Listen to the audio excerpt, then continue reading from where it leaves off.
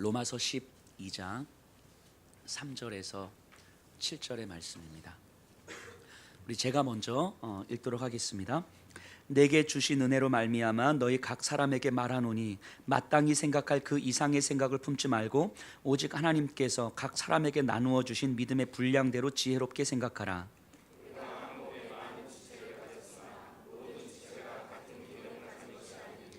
이와 같이 우리 많은 사람이 그리스도 안에서 한 몸이 되어 서로 지체가 되었느니라.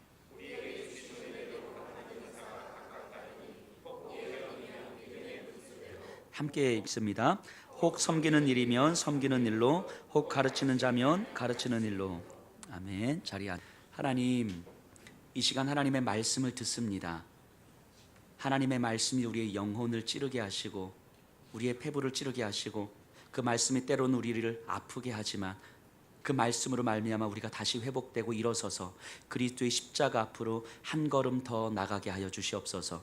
이 시간 귀한 손으로 귀한 예물 드립니다. 저희들이 드린 예물은 단순한 돈이 아니요 저희들의 땀과 피와 생명임을 고백합니다. 저희들의 전부를 드린 것이오니 주님 귀하게 받아주시고 드려진 예물은 하나님의 말씀이 선포되는 곳에 귀하게 사용되게 하여 주시옵소서. 예수님 이름으로 기도드리옵나이다. 아멘. 오늘 로마서 12장 3절부터 들어가는데 지난 시간에 또 그 전 시간까지 해서 로마서 12장 1절에서 2절을 좀 살펴봤습니다. 거룩한 삶의 원리, 그리스도인의 삶의 원리를 살펴봤어요. 거룩한 산재물, 즉 날마다 죽는 삶, 하나님의 그 크신 긍휼하심을 경험하는 삶이라고 이야기했습니다. 그래서 산제물로 드린다라고 하는 건 우리의 일상이 주님의 십자가를 지고 가는 삶이며 그것이 바로 우리가 드릴 영적 예배다라고 말씀드렸어요. 그것이 그리스도인으로서 마땅히 드려야 할 예배인데, 그런데 사실 우리의 현실을 돌아보면 이제 그렇지 못한 모습을 참 많이 보게 돼요. 그렇게 살지 못했다고 막 이렇게 얘기하는 게 아니고 저와 여러분들은 그냥 그런 존재라는 거예요. 한 주간 말씀 붙들고 그래도 애를 쓰면서 살아가시는데 뭐 하나님 상관없이 살아가는 게 아니라 분주함 가운데 그래도 큐티라도 한번 해보려고, 기도라도 한번 해보려고 애를 쓰면서 살아가는데, 그럼에도 불구하고 너무 분주함 가운데 내 마음을 뺏기고 스스로 생각해도 만족스럽지 못한 답답한 신앙의 삶을 우리가 살아간단 말이죠. 이게 쉽지 않아요. 근데 하나님께서 우리의 그 연약함을 다 아시죠. 그래서 한 주간 산 제물로 영적 예배로 드리지 못하는 우리를 하나님 절대 뭐 나무라시거나 정죄하지 않으세요. 일주일에 한 번 왔다가 한 주간 왜 그렇게 살았어? 하나님 그러신 분이 아니시라고요. 그래서 허락된 은혜의 자리가 바로 이 예배의 자리이죠. 예배를 통해서 하나님의 그 긍휼하심을 맛보는 거예요. 우리 주님의 십자가 고통의 은혜를 깊이 묵상하는 거예요. 나를, 아무런 자격 없는 나를 굳이 죽지 않으셔도 되는 분이 나를 위해서 죽으심의 그 은혜, 그 은혜를 이렇게 다시 한번 묵상하고 누리면서 이 예배 드리는 가운데 그 예수님 앞에 죄송한 거죠. 차마 얼굴조차 들 수 없을 만큼 부끄럽기도 한 거예요. 그럼에도 불구하고 나의 부끄러움보다 더 크신 사랑이 내 삶을 위로합니다. 하나님께 죄송하지만 하나님으로부터만 얻을 수 있는 위로를 경험하기에 또다시 힘을 내보는 거예요. 찬양하면서 말씀 들으면서, 제가 지난주 말씀드렸던 것처럼 찬양 가운데 말씀 들으면서 우리가 하나님 앞에 부끄러움을 경험한다는 건, 죄송함을 경험한다는 건 그만큼 우리가 예수님의 십자가 앞에 서 있다는 증거이죠. 하나님이 우리를 여전히 끌어안고 있다는 증거이고요. 또 변하지 않는 한 주간을 또 살아가겠지만 하나님은 또 안아주시고 말씀으로 우리를 또다시 세워주시겠다고 하는 증거인 거죠. 그래서 예배의 감격은 하나님 앞에서의 죄송함과 하나님의 그 긍휼하심에 대한 감동, 이 두 가지로 이루어진다고 제가 지난 시간에 말씀드렸습니다. 그러니까 예배의 감격이라는 건 죄송함과 긍휼하심에 대한 감동, 이 두 가지가 우리에게 경험이 될 때에 예배의 감격이 있는 것이다라고 말씀드렸어요. 마치 사도 요한이, 예수님의 십자가 아래 있었던 제자가 사도 요한이었잖아요. 이 예수님 십자가에 달리실 때에 도망간 자신이 부끄럽고 죄송해서 십자가 앞에 무릎 꿇고 얼굴도 들 수 없어 눈물만 흘렸던 것처럼 그 십자가에 달리신 예수님이 사도 요한에게 말씀하시고 또 말씀으로 일으켜주지 않으셨으면 그 사도 요한의 삶에 답이 없었던 것처럼 우리의 예배가 바로 십자가 앞에 무릎 꿇은 사도 요한과 같은 모습인 거죠. 하나님 앞에서 차마 얼굴조차 들 수 없어 죄송하지만 또다시 말씀으로 우리를 위로하시고 또다시 일으켜주시는 주님의 사랑을 경험하는 시간이 바로 이 예배인 거예요. 나에게 말씀하시고 일으켜주시는 예수님의 사랑이 아니면 내 삶에 답이 없음을 고백하는 시간. 하지만 예수님은 반드시 나에게 말씀하시고 또 일으켜주심을 믿기에 부족하고 연약하고 죄 가운데 살아가지만 그래도 담대하게 하나님 앞에 나아갈 수 있는 시간이 바로 이 예배의 시간인 거죠.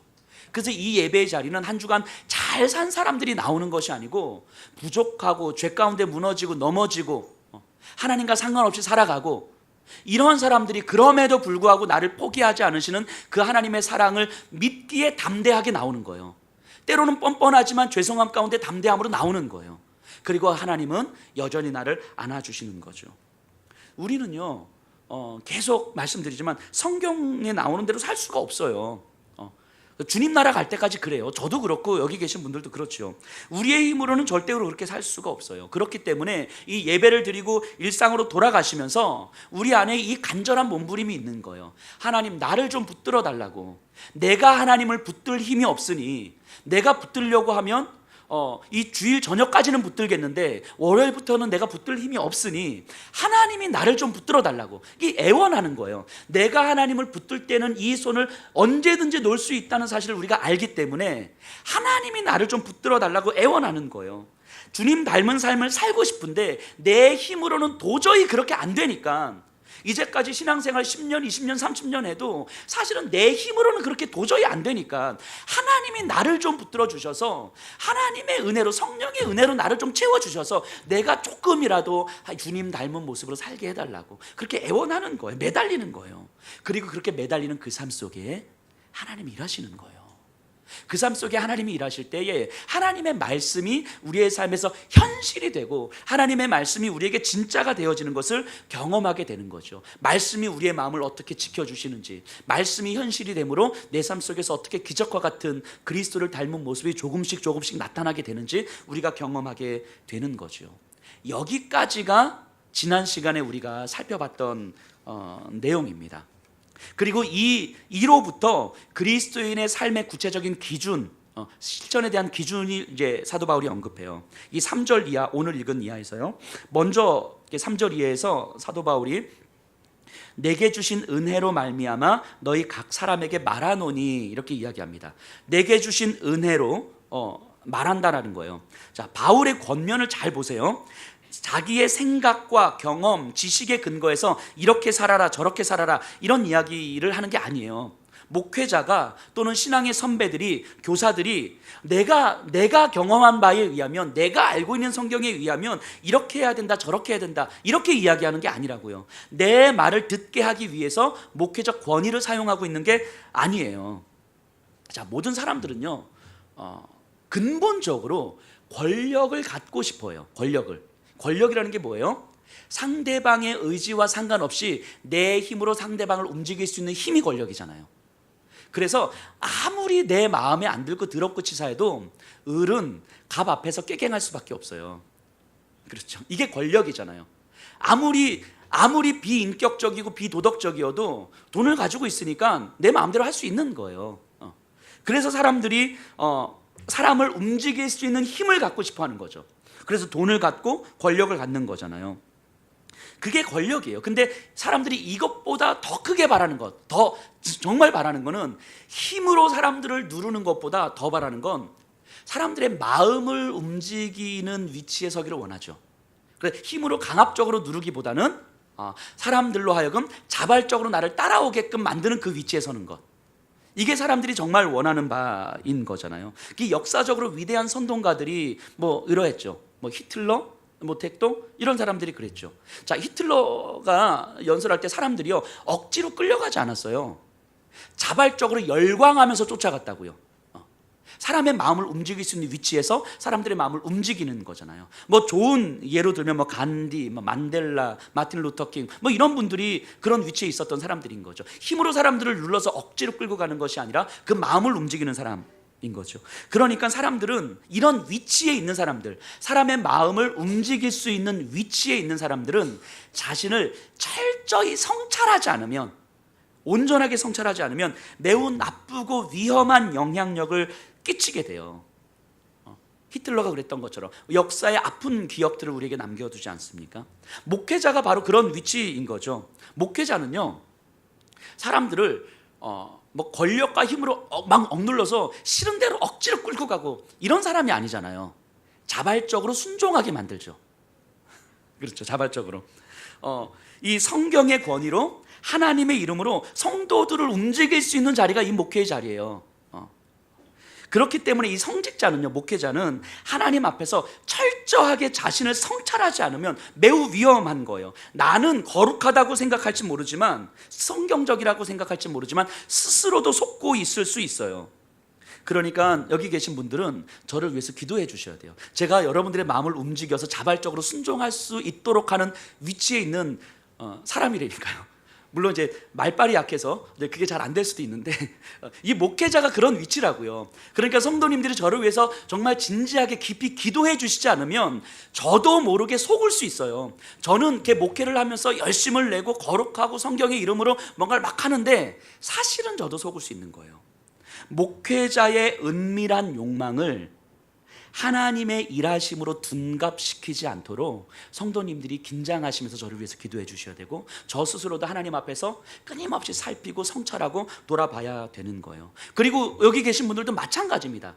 모든 사람들이 누군가를 그렇게 움직이고 싶어해요. 믿음의 선배라는 이름으로, 교사라는 이름으로, 남편이라는 이름으로, 아내라는 이름으로, 엄마, 부모라는 이름으로 누군가를 그렇게 움직이고 싶어 한다고요.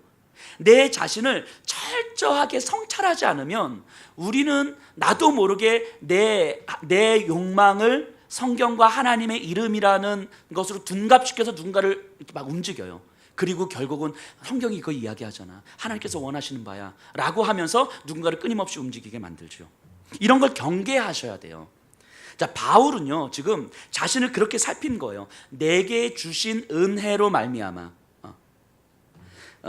은혜로 말미암아 내가 너희에게 말한다, 이 얘기를 하는 거거든요. 여기서 말하는 은혜는 우리가 로마서를 쭉 1장부터 살펴봤던 것처럼 쭉 이야기했던 그 은혜예요. 그 은혜. 율법의 공로로도 할 수 없었던 구원을 예수님의 십자가로 이루신 그 은혜, 그 은혜에 보답하여 살아가고 싶지만 여전히 죄의 지배 아래 있는 듯한 자신의 삶, 그럼에도 나를 결코 포기하지 않으시는 하나님의 그 은혜, 내 힘으로는 도저히 안 되는 그 거룩한 삶을 성령의 도우심으로 살게 하시는 그 은혜, 그렇게 나는 다른 것으로 비교할 수 없는 하나님에 의해서만 설명되게 하는 하나님의 삶임을 확인시켜주는 그 은혜, 지금 내가 아무리 부족해도 말씀으로 나를 일으켜 주셔서 하나님을 드러나게 하시는 그 은혜, 그 은혜로 내가 너희에게 말하노니, 이렇게 이야기하는 거예요. 그러니까 여기서 말하는 바울의 은혜는 잠시 얻는 물질의 축복, 뭐 건강의 축복, 이런 걸 이야기하는 게 아니에요. 나를 살게 하는 힘, 은혜가 아니면 나를 설명할 수 없는 그 힘, 내 생명으로도 갚을 수 없는 그 은혜, 그 은혜로 말미암아 내가 너희에게 말하노니, 이렇게 이야기하는 거예요. 그러니까 사도 바울은 자신을 그렇게 살피면서 하나님의 그 은혜에 비추어서 내가 이야기하는 거야. 그러니까 내가 지금 로마의 그리스도인들에게 너희에게 이야기하는 건 내 경험도 아니고 내 지식도 아니고 이제까지 내가 쭉 펼쳐왔던 그 예수 그리스도의 그 은혜, 정말 그 은혜가 아니면 아무것도 아닌 그 은혜에 비추어서 내가 이야기하는 거야. 이렇게 이야기하는 거예요. 그러니까 확신을 가지고 이야기하는 거예요. 강하게 이야기하는 거예요. 해도 되고 안 해도 되고 이렇게 살면 좋겠지만 아니어도 어쩔 수 없지 뭐, 이게 아니고 그 은혜에 비추어서 이렇게 살아야 되는 거야. 그리스도인들은 이렇게 이야기하는 거죠. 그래서 강한 거예요, 사도 바울이. 그러면서 너희에게도, 로마의 그리스도인들에게도 동일한 그 은혜를 깊이 묵상함으로 삶을 고민해야 한다는 거예요. 그러니까 내 바울의 말이 아니라 예수님의 십자가의 은혜에 비추어서 너를 봐야 된다, 이 얘기를 하는 거죠. 여기 계신 분들도 마찬가지인 거예요. 스스로를 바라보실 때 나를 바라보는 기준이 예수님의 십자가의 은혜에 비추어서 나를 보라는 거예요. 내 존재가 어떤 존재인지는 십자가의 은혜에 비추어서 나를 바라볼 때서야 비로소 보이는 거예요.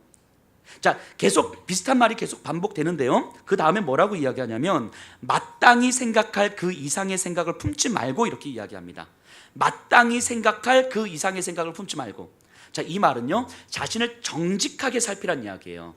자신을 과하게 판단하지도 많고 너무 부족하게도 판단하지 말라는 거죠. 그러니까 나를 있는 그대로 보란 이야기예요. 가끔씩 제가 농담으로 아침마다 저는 거울을 보면서 감동을 하거든요. 어떻게 이렇게 괜찮지 이렇게? 어제보다 더 괜찮아졌는데 뭐 이러면서 감사합니다. 이게 과한 판단 아니죠? 아니 어은희 집사님 침까지 흘리실 걸. 근데 아멘. 자, 근데 자기 자신에 대해서 이렇게 여담을 한 이야기지만 자기 자신에 대해서 있는 그대로 바라보는 게 필요해요. 그럼 있는 그대로 바라본다는 건 기준이 뭔지에 따라 달라지는 거거든요. 나를 어떤 기준을 가지고 바라보느냐에 따라서 그 기준에 합당하게 나를 바라보면 되는 거예요. 그러니까 그리스도인들 여기 계신 분들은요, 우리를 바라보는 기준이 방금 말씀드렸던 것처럼 예수님의 십자가의 은혜라고 이야기를 했잖아요. 그러니까 하나님이신 예수님께서 여러분들의 생명, 그 하나님의 생명뿐만이 아니고 온갖 수치와 모욕을 당하시면서까지도 살려야만 했던 그렇게 귀한 존재라는 거예요.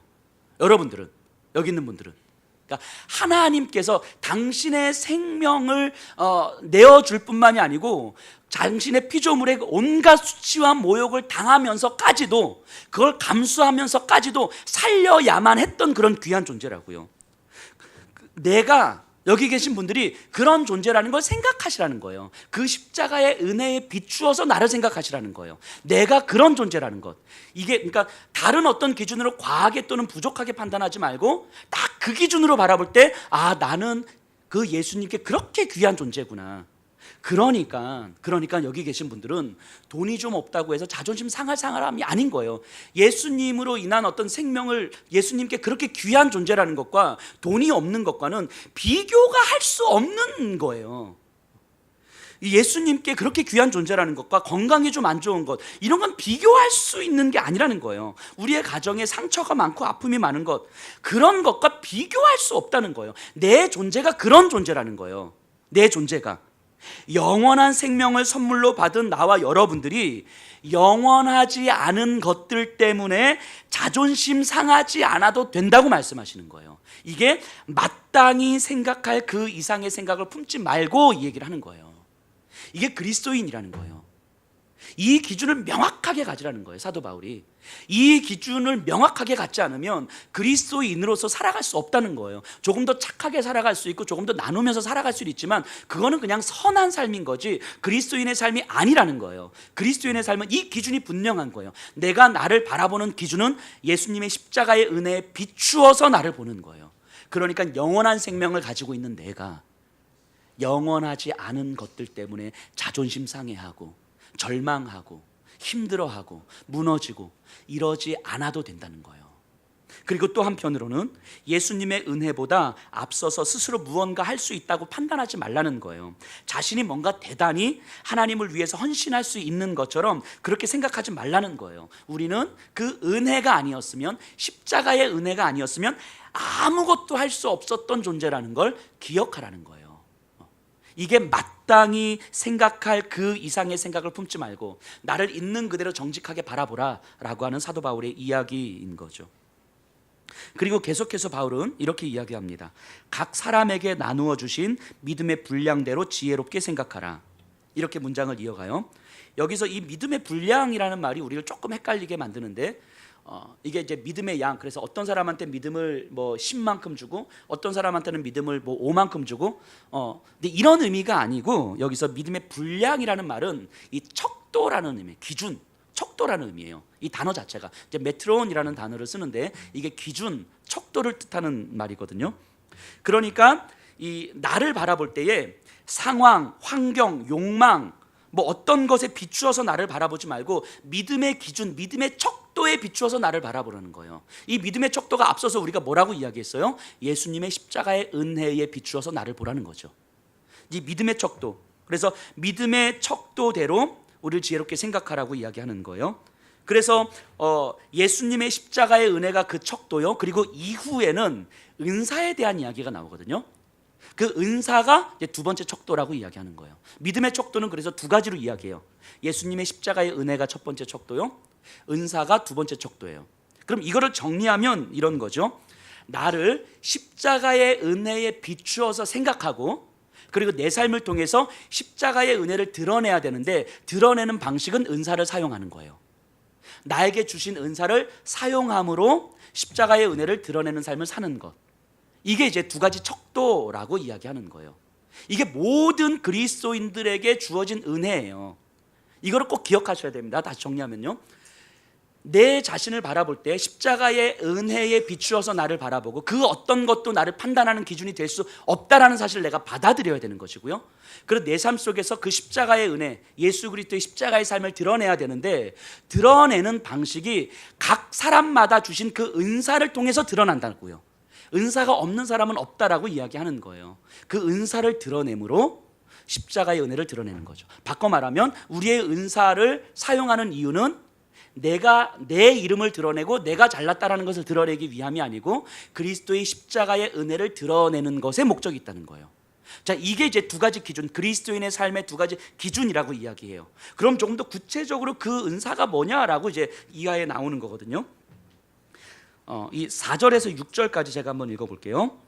우리가 한 몸에 많은 지체를 가졌으나 모든 지체가 같은 기능을 가진 것이 아니니 이와 같이 우리 많은 사람이 그리스도 안에서 한 몸이 되어 서로 지체가 되었느니라. 우리에게 주신 은혜대로 받은 은사가 각각 다르니 혹 예언이면 믿음의 분수대로.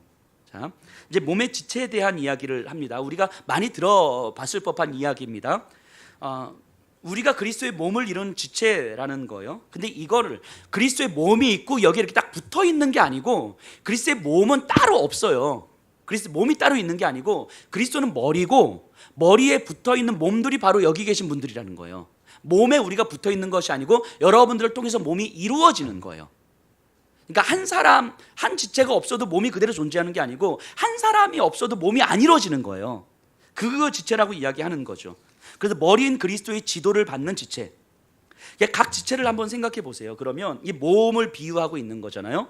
그러니까 눈, 코, 입, 손, 발 뭐 등등 이런 지체들은 사실은 많은 활동도 하고 되게 중요하게 여겨지는 것들이고, 또 반면에 우리 몸 중에서 뭐 좀 있어도 그만 없어도 그만인 것처럼 생각되는 지체들도 있는 거고, 그런데 분명한 건 그런 지체들도 없어서는 안 되는 거라는 거죠. 각 다양한 지체들이 모여서 한 몸을 이루는 거예요. 근데 이제 우리가 이제 지체를 이제 비유로 드는데, 다 이제 눈이 되고 싶은 거야. 다. 그래서 여기 있는 분들이 다 눈이 돼. 그 눈이 한 70개야. 그건 기형이잖아요. 기형, 그죠? 기형. 손이 되고 싶어가지고 손이 5개야. 이 기형이잖아요. 그리스도의 몸이 아니죠. 그러니까 다 내가 되고 싶은 것들로 되는 것이 아니고, 하나님께서 그리스도의 몸을 이루기 위해서 각각 적당한 지체들을 허락하신 거예요. 그래서 눈은 2개면 되고, 코는 하나면 되고, 입은 하나면 되고, 손은 2개면 된다고 이야기하는 거예요. 발가락은 10개면 된다고 이야기하는 거예요. 근데 나도 발가락이 되고 싶어요. 너는 새끼손가락이 되라. 이런 거죠. 너는 눈썹이 돼. 뭐 이런 거죠. 이렇게. 그러니까 하나 지체라고 하는 것은 내가 되고 싶어서 되는 그런 것이 아니고, 하나님께서 그리스도의 몸을 이루시기 위해서 각자에게 맞춰진 자리가 있다고 말씀하시는 거예요. 다 다른 것들이. 그러니까 다 다른 사람들이, 다른 지체들이 모여서 하나를 이루는 거예요. 하나를. 다양성이 하나를 이루는 거죠. 그러니까 우리가 공동체, 교회라고 하는 건, 지금 사도 바울이 그리스도인의 삶과 실천에 대해서 이야기할 때 가장 먼저 얘기하는 게 이제 교회잖아요. 공동체. 이 교회를 이야기할 때에 나하고 마음이 맞는 사람들, 기호가 맞는 사람들, 같이 있으니까 즐거운 사람들, 이런 사람들이 모여있는 공동체가 아니고, 나하고 안 맞는 사람들, 하나부터 열까지 다 안 맞는 사람들, 같이 있으면 불편한 사람들, 같이 있으면 뭔가 티격태격하는 사람들, 뭐 이런 사람들이 모여서, 다 다른 사람들이 모여서 하나를 이루는 것이 교회다라고 이야기하는 거예요. 그러니까 교회 안에서 나하고 맞는 사람들을 찾는 게 아니고, 각각 다양한 사람들과 함께 어떻게 그리스도의 몸을 이루어 갈 것인가를 고민하는 거예요. 그게 교회다라고 이야기하는 거예요. 그래서 각각 다양한 어떤 주어진 일들이 있는 거죠. 온갖 굳은 일을 맡아야 하지만 보이지 않는 그 발바닥도 있어야 되는 거고, 콧구멍 팔려면 엄지손가락이 아니라 새끼손가락이 있어야 되는 거고, 뭐 이런 필요한, 다 엄지손가락만 하면 힘들잖아요. 이렇게. 자, 자, 어쨌든 그래서 이런 모든 지체에게는 각자에게 맡겨진 사명이 있는 거예요. 크든 작든 사명이 있는 거예요. 이 사명을 은사라고 합니다. 은사. 이 사명을. 그러니까 은사는 없는 사람은 없는 거예요. 그리스도의 몸을 이루기 때문에 은사가 없는 사람은 없어요. 자, 은사를요, 이 헬라어로 카리스마라고 하거든요. 카리스마. 그래서 카리스마 있는데 이게 은사예요, 은사. 근데 은혜라는 말이 카리스예요, 카리스. 이거는 무슨 의미냐면 은사는요, 은혜를 드러내는 수단이자 선물이라는 거예요. 여기서 은혜는 바울이 쭉 이야기했었잖아요. 그리스도의 십자가의 그 은혜. 즉 은사는, 나에게 주신 은사는 그리스도의 그 십자가의 은혜를 드러내기 위한 수단이라는 거예요. 은사를 우리가 이렇게 이해를 해야 은사에 대해서 우리가 혼동이 없습니다. 그래서 은사라고 해서 어떤 초자연적인 능력 이런 것들을 이해하시면 안 돼요. 물론 은사에는 그런 의미도 있지만 오늘 로마서 12장의 본문에서는 그런 걸 이야기하는 것이 아니라 그리스도의 몸을 온전하게 이루기 위해 각자에게 주신 선물을 의미하는 거예요. 은사라고 하는 것. 그렇기에 계속 말씀드리지만 은사가 없는 사람은 없고 은사에는 크고 작음이 없어요. 모든 그리스도인들은 상대적인 비교를 통해서 나에게 주신 하나님의 선물, 이 상대적인 비교를 통해서 나를 평가하는 것이 아니고 나에게 주신 하나님의 선물을 가지고 다른 지체들과 함께 그리스도의 몸을 어떻게 이루어갈지를 고민하는 거죠. 그렇기 때문에 은사로 그리스도를 세우는 삶이라는 건 결국 다른 지체들에 의해서 내 삶이 제한된다는 걸 의미해요. 자, 다른 사람들에 의해서 내 삶이 제한되는 것. 손이 아무리 저거를 갖고 싶어도 발이 안 움직이는 못 갖는 거예요. 눈이 다른 데를 보면 못 갖는 거라고요. 손이 원하는 대로 가는 게 아니라 손은 발과 눈에 제한되는 거예요. 발이 아무리 저쪽으로 가고 싶어도 이게 눈이 다른 데를 보면 저쪽으로 못 간단 말이죠. 그러니까 우리 각 사람은 각각 서로의 관계 속에서 제한되는 삶을 살아가는 거예요. 나를 제한시킴으로 말미암아, 상대로부터, 이 관계로부터 나를 제한시킴으로 말미암아 그리스도의 몸을 이루어 가는 거예요. 그러니까 다른 지체들과의 관계 속에서 나를 만들어가는 거죠. 내가 잘 사는 것이 목적이 아니라 그리스도의 몸을 세우는 것이 목적이기 때문에 관계 속에 나를 놓아놓는 거죠. 그러니 신앙생활이라는 건 혼자서 하나님과의 관계만 잘 맺는다고 되는 게 아닌 거예요. 그건 올바른 신앙이 아니에요. 내가 하나님 앞에서 막 기도하고 막 말씀 보고 막 내가 하나님 앞에 신실하게 살아가면 되지, 이런 건 올바른 신앙이 아니라고요.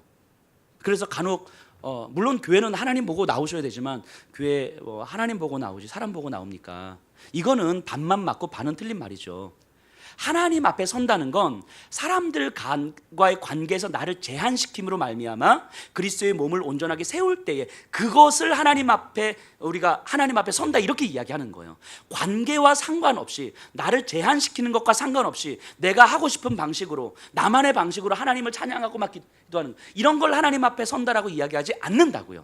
이걸 분명하게 이해하셔야 됩니다.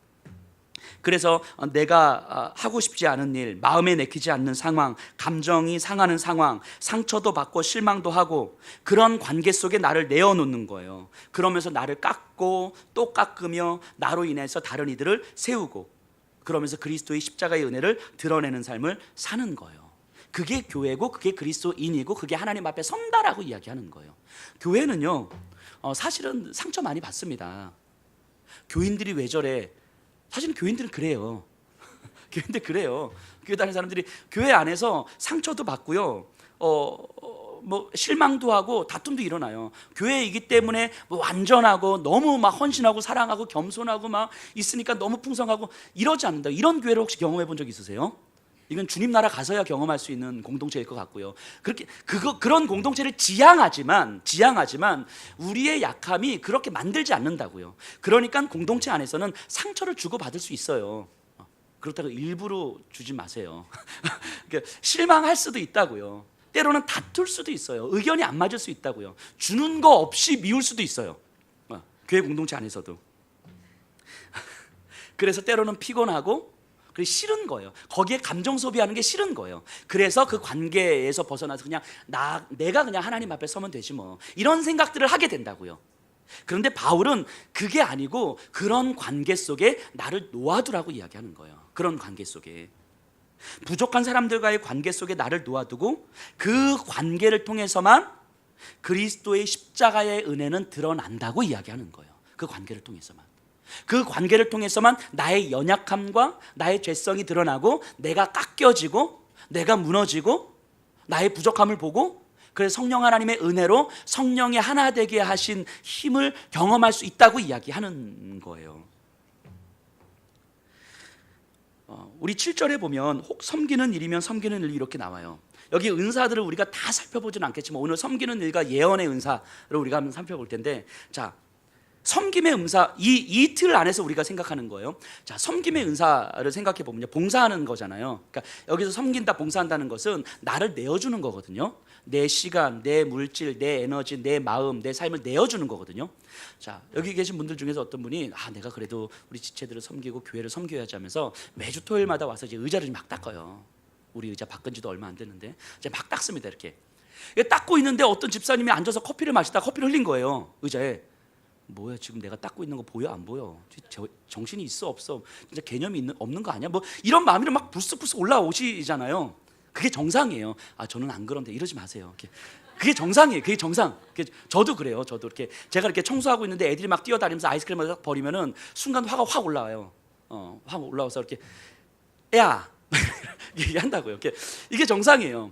근데 그런 마음을 누르고 이렇게 닦다가 커피를 흘린 저분, 하나님께서 저분을 위해서 한 번 더 기도하라고 지금 커피 흘리게 하시는 거구나. 그 자리를 닦아주는 거예요. 이렇게. 이런 게 섬김이에요. 관계 속에서 나를 제한하는 것, 관계 속에서 내 감정과 내 어떤 마음들이 막 이렇게 올라오지만 그걸 관계 속에서 제한하는 거죠. 제한하는 것.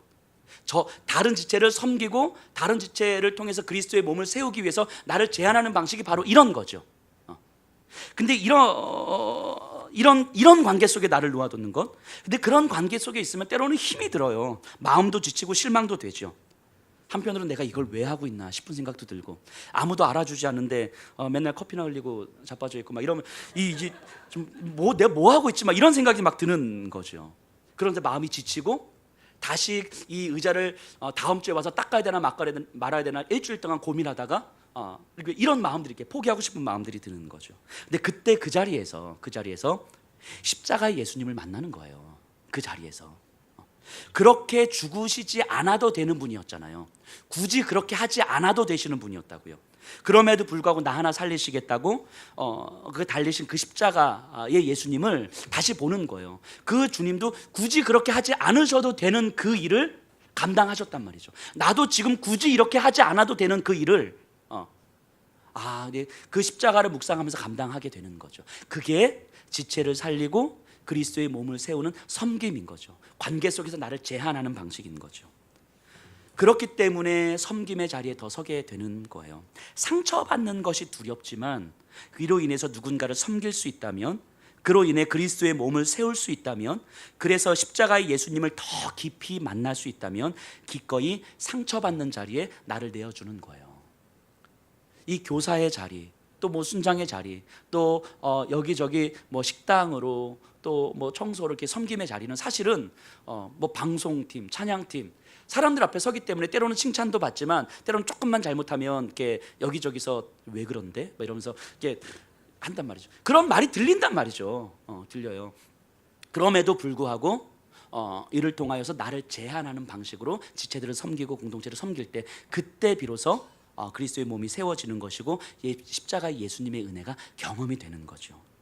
이제 그렇게 지금 묵상을 하다가 제가 이런 생각들을 좀 해봤어요. 그럼 공동체 안에서 물론 큰 섬김, 작은 섬김은 없습니다. 다 제가 섬기는 것이나 교사 선생님들이 섬기는 것이나 아니면 예배의 자리에서 섬기는 것이나 뭐 다 똑같습니다. 섬김이 크고 작은 게 없어요. 근데 그럼에도 불구하고 가장 강한 어떤 강한 섬김, 큰 섬김이라고 하긴 뭐하고 좀 강한 섬김은 뭘까 이렇게 생각을 해보다가 저는 이런 생각을 해봤어요. 저는 목사이기 때문에 성도님들을 사랑하는 게 뭐 어렵지만 그래도 괜찮잖아요. 왜냐하면 목회자한테 기대를 하시잖아요. 우리는 못하지만 목사님이니까 해야지 라고 하는 기대감이 있으시잖아요. 이렇게 좋은 말로 하면 기대감이고 이렇게 요구사항인 거죠. 목사니까 해야지 뭐 이런. 그러니까 하면 돼요. 하면 돼요. 이게 자리가 있으니까, 포지션이 있으니까 이 포지션에 합당한 방식으로 하면 돼요. 교사니까 교사에 대한 기대감이 있잖아요. 그러니까 그 포지션에 합당한 걸 하면 되거든요. 쉽진 않지만 그래도 하면 되는 거죠. 근데 어떠한 포지션도 없고 누구도 나를 알아주지 않고 나를 인정할 만한 거리가 하나도 없는데 그 사람들이 나를 잘 몰라. 그럼에도 불구하고 누군가를 사랑할 수 있는 사람, 이 사람이 공동체 안에서 가장 강한 사람일 수 있겠다라는 생각을 해봅니다. 나를 인정할 만한 거리가 하나도 없음에도 불구하고 내가 누군가를 사랑할 수 있을 때 이게 가장 강할 수 있겠다. 왜냐하면 사람들은 일반적으로 나의 포지션이 없고 누구라도 내가 인정받을 만한 거리가 하나도 없으면 그냥 조용히 있다 가잖아요. 뭐 내가 뭐 그냥 조용히 있다 가지 뭐. 보통 이런 선택을 보통 하시잖아요. 근데 조용히 있다 가야 될 만한 상황인데 거기서 누군가를 사랑하는 거죠. 거기서 누군가에게 내 마음을 여는 거죠. 이런다고 누가 알아주는 것도 아니고 인정해 주는 것도 아니고 칭찬해 주는 것도 아닌데 그냥 그 자리에서 누군가를 사랑하는 삶을 살아가는 것. 그래서 보이지 않는 곳에서 어떠한 작은 섬김이라도 하는 것. 이것이 진짜 공동체 안에서 가장 강한 사람일 수 있겠다. 어떤 포지션, 어떤 위치가 없더라도, 어떤 인정할 만한 거리가 없더라도 누군가를 사랑할 수 있는 이 힘, 이게 가장 강한 섬김이 아닐까 하는 생각을 해봅니다. 이게 사도 바울이 명확하게 예수님의 십자가의 은혜에 비추어서 나를 보고, 그리고 우리의 은사를 통하여서 예수님의 십자가의 은혜를 드러내는 삶을 살라고 했을 때 구체적으로 섬김의 은사를 통해서 이렇게 살라고 이야기하는 거죠. 자, 6절에 보면요, 예언이면 믿음의 분수대로 이렇게 이야기합니다. 이 예언이면 믿음의 분수대로. 자, 여기서 예언은요, 미래의 일을 말하는 게 아니에요. 우리가 이 예자를 우리가 미리 예자, 이렇게 미리 예자라고 우리가 생각해서 앞날을 뭐 어떻게 이렇게 미리 이야기하는 것처럼 생각하는데 그 얘기가 아니고 참여하다, 맞다 이런 의미예요. 맡아두다 이런 의미라고요. 그러니까 이 예언이라고 하는 것은 미래의 일을 예언은 미리 이야기하는 것이 아니고 하나님의 말씀을 맡았다 이런 의미예요. 이게 예언이에요. 구약에서 선지자들이 했던 일이 무엇입니까? 하나님의 말씀을 자기 삶에 가두어 두고 그 자기의 삶을 통해서 말씀을 선포하는 거였잖아요. 말씀을 맡은 자의 삶을 살아가는 것, 이걸 예언자라고 했다고요. 예언자. 미래의 일을 점치는 방식이 아니고. 그러니까 우리 성도님들 혹시라도 어디서 요즘에 뭐 예언 기도하고 뭐 예언 사역하고 한다 그러는데 그런데 찾아다니지 마세요. 안 찾아다녀도 됩니다. 성경에는요 그런 식의 예언을 이야기하는 것이 없어요. 예언은 그런 게 아니라고요. 점치는 방식으로 찾아다니지 마세요. 그 예언은 제가 해드릴게요. 제가 여러분들에게 명확하게 예언할 수 있어요. 여기 계신 분들은요 진짜 장담하는데요 90년이 가기 전에 주님 나라에 갈 거예요. 명확합니다. 자, 이런 예언 제가 해드릴 테니까 어디 다른 데 가서 예언 기도 받고 그러지 마세요. 이 예언은요 그런 게 아니고 하나님의 말씀을 맡았다라는 의미예요. 맡았다. 자, 그럼 하나님의 말씀을 받은 자, 이거는 가르치고 배우고 묵상하고 실천하고, 이게 예언의 은사예요. 자, 말씀을 가르치는 자는요, 저와 같은 설교자 또는 뭐 우리 순장님, 또 교사 선생님들, 뭐 믿음의 선배들, 가정 예배를 드리면 부모님 등등, 말씀을 가르치는 자는요 철저히 성경을 연구하고 성경의 진리를 묵상하고 기도하고 또 자신의 삶으로 몸부림치는 거예요. 이게 예언의 은사를 드러내는 거죠. 말씀을 배우는 자는요 귀 기울여서 듣고 생각하고 또 생각하고 말씀을 자신의 삶에 드러내는 거예요. 그래서 저와 여기 계신 분들은 하나님의 말씀을 맡은 자들이에요. 맡은 자들. 말씀이 우리에게 있잖아요. 그래서 우리의 삶의 현장에서 내 안에 말씀이 있음을 드러내는 거예요. 내 삶의 현장에서 우리가 들은 성경의 진리가 나를 통해서 우리의 가정에서 보여질 때에, 그래서 우리 자녀들이 보는데 고난당한 것이 내게 유익이라 이로 인하여 내가 주의 율례를 배웠나이다. 우리 엄마 아빠를 보는데 이 말씀이 진짜구나, 이게 보여지면 우리 자녀들은 하나님의 말씀이 진짜라는 걸 경험하는 거 아니겠어요? 무화과 나무에 열매가 없고 밭에 소출이 없고 외양간에 송아지가 없을지라도 나는 여호와로 말미암아 즐거워하리로다. 이게 교회에서 찬양하면서만 불렀는데 우리 엄마 아빠를 보니까 그게 진짜네. 밭에 소출이 없는 것 같고 경제적으로 되게 우리 가정이 힘든 것 같은데 우리 엄마 아빠를 보니까 그렇게 좌절하거나 절망하지 않고 하나님의 이름으로도 충분히 살아갈 수 있네. 우리 자녀들이 우리 엄마 아빠를 통해서 그 모습을 보면 아, 하나님의 말씀이 진짜구나, 이거 보게 되는 거 아니겠어요? 이게 예언의 은사라고요. 하나님의 말씀을 맡은 자가 내 삶의 현장에서 말씀을 드러내는 삶을 살아가는 것, 이게 말씀, 예언의 은사예요. 그러니까 이 예언의 은사는요, 공동체와 특별히 우리 다음 세대에게는 십자가의 은혜와 능력을 보여주는 너무너무 귀한 은사인 거예요. 너무너무 귀한 은사. 그러니 이 예언의 은사는 어떤 특별한 사람에게 주어진 것이 아니고 저와 여러분들 모두에게, 그리스도인들에게 주어진 은사예요. 말씀을, 성경을 들을 수 있는 자들에게 주어진 은사라고요. 그 예언의 은사를 통하여서 공동체가 하나님의 말씀이 진짜라는 걸 경험하는 거고, 우리 자녀들과 다음 세대들이 하나님의 말씀이 현실이 될 수 있다는 사실을 경험하는 거라고요. 이 예언의 은사를 통해서 사실은 공동체가 살아나는 거예요. 우리 가정이 살아나고 우리 이 직장들이 살아나는 거죠. 우리 교회, 우리 성도님들을 위해서 기도하면서 제가 진짜로 좋은 거 위해서 많이 기도해요. 맨날 뭐 십자가 지게 해주십시오 이런 기도만 하는 거 아니에요. 맨날 이렇게 자기를 내어버리고 순교자적 삶을 살게 해주세요, 맨날 이런 기도만 하는 거 아니고, 그런 기도는 매일 하지만 그래도 좀 건강도 주시고 뭐 물질의 축복도 주시고 자녀의 축복도 주시고 이런 기도 합니다. 저도 이런 기도 많이 해요. 정말 우리 성도님들에게 하나님이 정말 물질의 축복도 좀 주셨으면 좋겠고, 건강도 주셨으면 좋겠고, 자녀도 잘 됐으면 좋겠어요. 그럼에도 불구하고 우리의 삶 속에서 우리가 하나님의 은혜를 누리는 법을 정말 충분히 예언의 은사를 통해서 좀 배웠으면 좋겠는 거죠. 저희 교회에 우리 좀 이렇게 편찮으신 분들이 좀 계시잖아요. 우리 전호통 집사님도 성태평 집사님도 암으로 되게 투병하시는데 항상 기도하면서 항상 은혜를 구해요. 참 감사해요. 근데 그럼에도 불구하고 진짜 감사드립니다. 왜냐하면 믿음으로 잘 이겨내 주셔서 감사한 거죠. 정말 많이 힘드셨을 텐데도 그 힘듦을 믿음 가운데 인내하시고 시간이 가면 갈수록 하나님의 말씀을 붙들고 하나님이 나를 다스린다는 사실을 인정해 주셔서 너무 감사한 거예요. 그 모습이, 그 모습, 내 삶의 현장 속에서 하나님의 말씀을 맡은 삶이 바로 그런 거 아니겠어요? 이 다른 이들에게 말씀이 환경을 이긴다는 것을 보여주는 거잖아요. 이게 은사, 예언의 은사죠. 건강이 무너질 때요, 우리의 건강이 무너질 때, 모든 것을 잃는 듯이 보일 때, 세상은 우리에게 끝이라고 이야기하지만 이 상황에 나를 놓아주신 분이 하나님이시며 이 고난으로 인해서 주의 말씀을 배웠노라고 고백할 수 있다면, 그래서 지금의 나도 또 앞으로의 나도 하나님의 다스리심에 나를 맡길 수 있다고 고백할 수 있다면, 이게 진짜 예언의 은사 아니겠습니까? 그리고 이 모습, 이 고백이 있다면 우리 그 모습을 바라보는 우리의 다음 세대들은 교회 안에서 우리 어른들을 바라보면서 아, 진짜 저렇게 살 수 있는 거구나. 세상에서는 절망이라고 이야기하는데 저 모습이 절망이 아닌 것처럼, 아니 오히려 훨씬 더 하나님을 의지하면서 조금 더 풍성함과 행복함으로 살아갈 수 있는 거구나.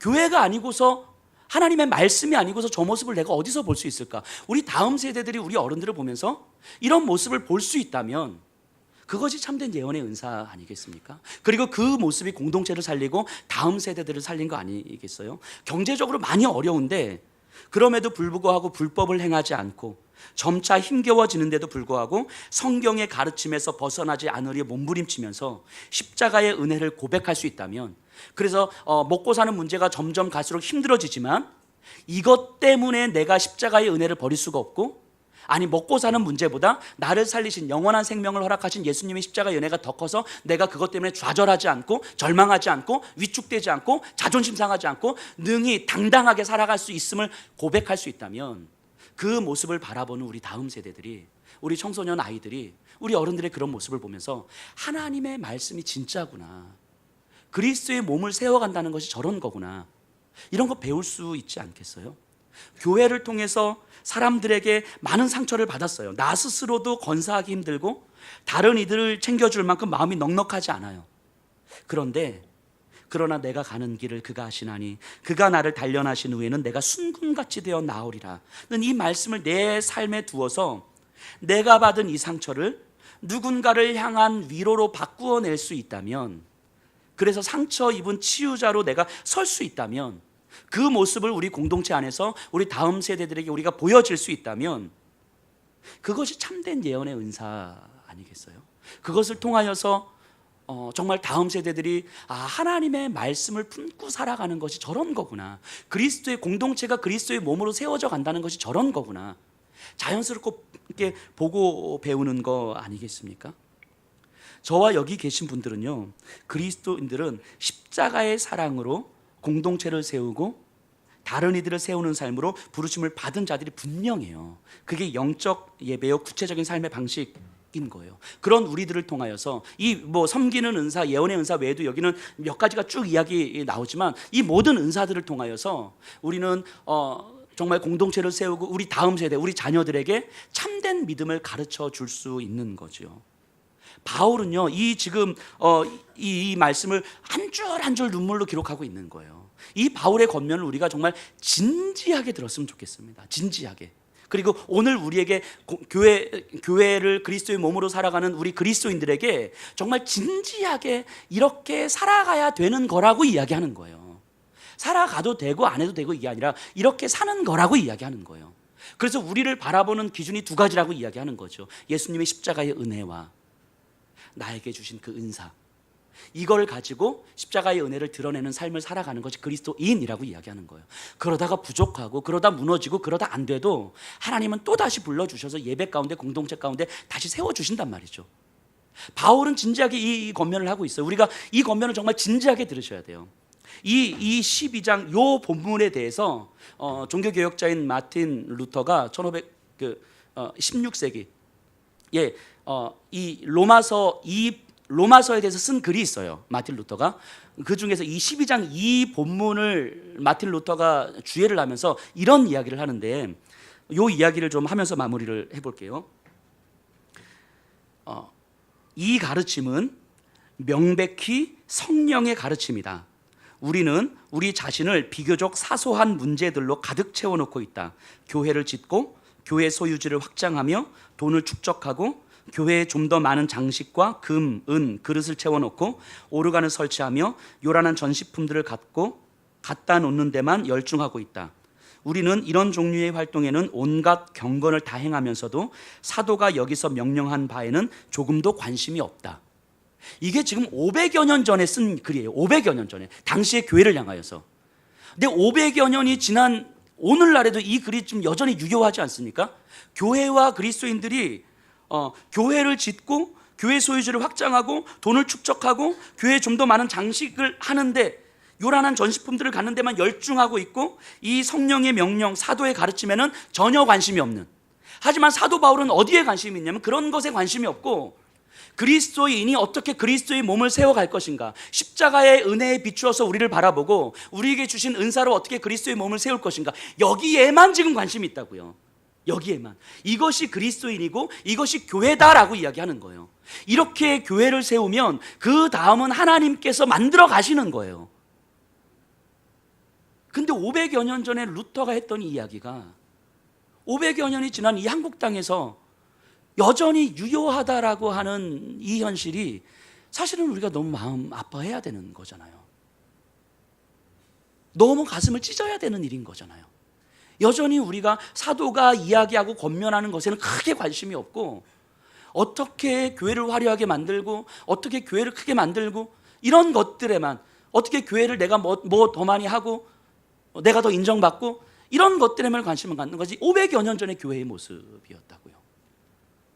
오늘날 우리들에게 이 사도 바울의 권면은 너무너무 중요하고 그리스도인으로서 정말 반드시 우리가 깊이 묵상하고 살아가야 될 이 모습을 우리에게 보여주고 있습니다. 우리가 이 말씀을 좀 깊이 묵상하고 진지하게 묵상하고 한 주간 이 말씀을 정말 깊이 새기셨으면 좋겠어요.